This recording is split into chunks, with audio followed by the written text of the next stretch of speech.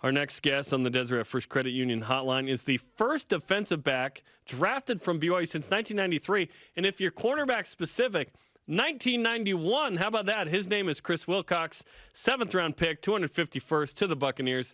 Chris, welcome back to BYU Sports Nation. It's great to see you, man. Yep, good seeing you guys, too. Appreciate you guys for having me. Congratulations on being drafted. Pretty notable accomplishment. And for those who missed it, let's play the video you posted on social media of the moment. Sounds good. Thank you so much. Bye. Bye. Tampa.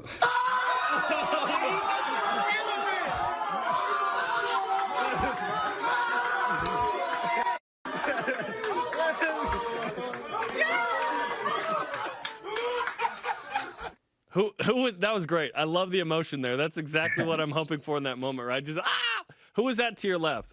Was that dad, uncle? That was my dad. Yeah, that was my dad. He was perfect, dude. It was great. What was that moment like for you, man? Man, it was great. Those was just one of those moments you've been waiting for your whole life, and then just to have that happen on that day was just amazing. I'll never forget it. I have to, just in watching, and I've watched that clip tons of times, you're very subdued. Are you in shock at that moment that this has just become reality? Nah, yeah, I was in shock. I seen a lot of people like, he's been happy, but nah, trust me, I was happy. I just like trying to take it all in right there, and it was just crazy.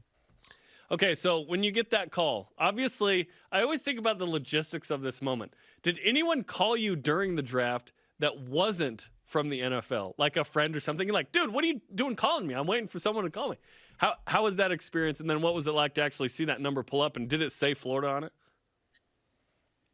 So the first one, I just made sure, I told people, like, make sure you don't call me. Like, a lot of my friends were there anyway, so I didn't think I was going to get any calls anyway. But, yeah, I was actually getting a lot of calls because it was coming towards the end of the draft, and a lot of teams was trying to get me for, like, free agency.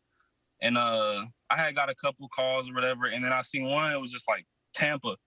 And I picked it up, and they're like, we put your card in. And that's when I knew, like, it was real. So, yeah, once I saw that, I was just like, wow. What you saw in the video. Okay, and when you hear Tampa, obviously the Super Bowl champs, I mean, and Tom Brady and the whole day, what are you thinking when you hear Tampa?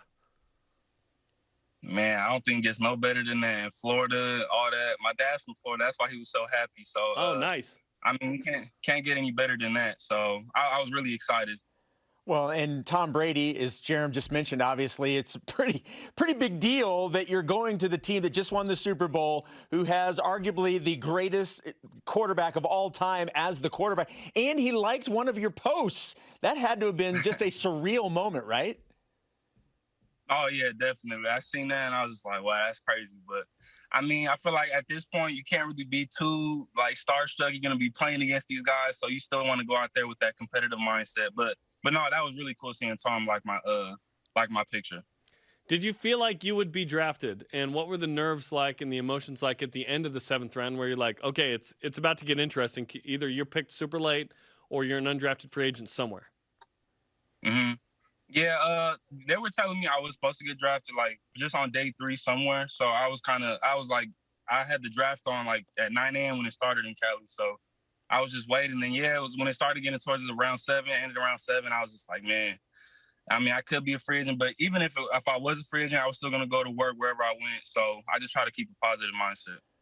Chris, obviously everybody has the opportunity to see what you did in the games. You're on the film. You can see all that. It does feel like you got a massive boost at BYU's Pro Day when you came out with the 4.31 40. It just blew people away. Everybody was talking about that. How much of a game changer do you think your Pro Day was in terms of how everything played out? Yeah, definitely. I feel like it helped me a lot. I feel like when I was talking to a lot of coaches during the process, they were saying they had me at they had their predictions. They were saying like 4.50, 4.4 high. And in my head, I was like, I'm going to run faster than that. So I had already knew like come Pro Day, I was going to put a lot of people were going to be shocked. So I was just looking forward to it. Were you shocked or did you know you'd run a 4.3? Had you clocked yourself at a 4.3 already? I I didn't. It was like 4. It was always 4.4 low. But in my head, I was just like I've run track before, so like all that stuff I wasn't like nervous or anything. That's just like what I've done growing up. So come that moment, I just knew like there's gonna be adrenaline pumping through me, and I was gonna run faster. So I was looking to run 4.3 come pro day for sure. So when you ran a 4.3 and you look up at that clock, so were you even a little surprised? Where you're like, oh, I went lower than 4.4? Oh yeah, I mean when the first one I was like, okay, there it is, the 4.3. But the last one kind of shocked me when it said 4.31. I mean, I was like, I wasn't expecting that low. You even surprised yourself. That's always good. So what are the next what are the next couple of months then look like for you? When do you get to Tampa? When do you sign contracts? When do you start getting into the flow of their system? What's the next couple of weeks, couple of months look like then as you prepare for year one of the NFL? Yeah, so I'm actually leaving in Tampa next week on the 12th. And then I think that week we have rookie mini camps. And then we're going to stay there. The rookies are going to stay there till like mid-June, I think. They have like a rookie program where we're just going to go through that. And then, and then we just wait till the actual training camp in like, I think it's June, July, whatever it is. There's a history of free agent success, and in this case, late round, right? Where it's like 7th round, there's no guarantees, right? You gotta earn it. Michael Davis with the Chargers, Daniel Sorensen with the Chiefs, and others. Have you had conversations with former, players who, yes, they weren't like a day 1 or 2 pick, but they've landed in the league and now have lucrative contracts? Mm-hmm. Yeah, so I had talked to Kai Nakua early on in the the whole agent selection process, and just asked him how other stuff was, and we talked a lot, and he told me like what to expect, and he just gave me little tips, and it helped a lot. So. Kind of cool is definitely one guy that I talked to.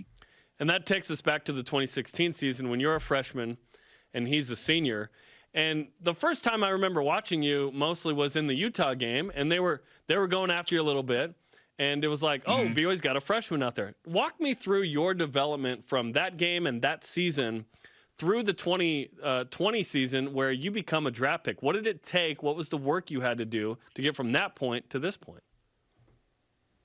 Yeah, it took a lot of work, definitely. I was really raw coming into my freshman year. I had never played corner before, so it was a lot different than playing safety for me, especially coming out of high school.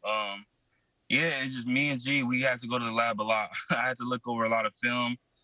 Freshman year, I was raw. Sophomore year, I got a little more comfortable, but I still wasn't there. And then I felt like my junior year is where I was actually able to improve my game a lot, and that's where I felt a big difference. And then after that, it just I was really comfortable on the field, and then I feel like my senior year helped me a lot with Tom being able to get those 11 games rather than us playing 6 games or whatever it was, like all those other conferences.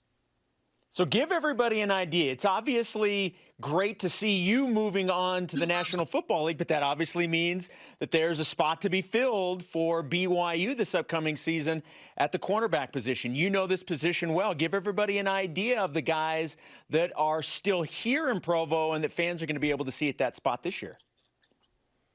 Yeah, the corner room is filled, man. I'm the only one that really left. So, we got D-Lo, we got Keenan, Isaiah, Micah Harper, Jock. We got all those guys, man. There's a lot of people to look to. I don't know who's actually going to win it. I know they're all competing right now, so I can't really say who's going to be the cornerback one, whatever, on both sides. So just look for those guys for sure. I'm pretty sure they're all going to rotate in there, and they're all going to make big plays. Oh, that's a loaded room, man. I'm excited about that group. Hopefully Micah Harper can recover from ACL surgery. Okay, remind me. Ed Lamb was on you for a long time where it was like, hey, this is a taller, longer, faster kind of track guy that we can mold into. And as we just learned, from safety to corner. Were you maybe headed to Southern Utah? How'd you end up at BYU?